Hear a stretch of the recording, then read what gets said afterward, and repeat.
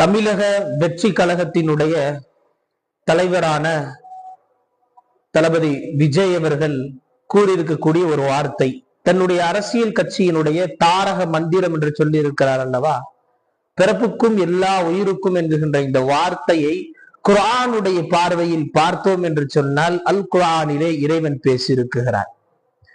அல் குர்ஆனிலே பிறப்புக்கும் எல்லா உயிருக்கும் என்ற இந்த வசனத்தை இறைவன் ஒரு திருவசனமாக இறக்கி வைத்திருக்கிறார். குர்ஆனுடைய பார்வையிலே பார்ப்போம். யா அய்யுஹன்னாசு இன்னா ஹலக்னாகும் மின் ஸக்கரி வ உன்ஸா, ஒரு ஆண் ஒரு பெண்ணில் இருந்தே அனைவரும் படைக்கப்பட்டவர்கள் என்று இறைவன் சொல்லக்கூடிய இன்னா ஹலக்னாகும் மின் ஸக்கரி வ உன்ஸா என்று இறைவன் பேசுகிறார். ஒரு ஆண் ஒரு பெண்ணில் இருந்தே படைக்கப்பட்டவர்கள், உங்களுக்குள்ள எந்த விதமான வேற்றுமையும் கிடையாது என்று இறைவன் பேசுகிற இந்த வசனம் இந்த பிறப்புக்கும் எல்லா உயிருக்கும் என்பதற்கு பொருந்தும்.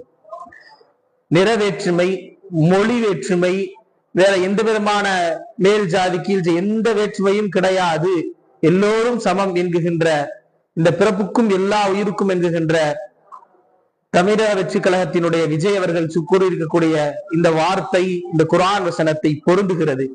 இதிலே ஒரு விஷயம் தெளிவாக தெரிய வருகிறது, அவர் ஒரு உயர்ந்த கொள்கையை நோக்கி பயணம் செய்கிறார் என்பதை நம்மால் உணர முடிகிறது.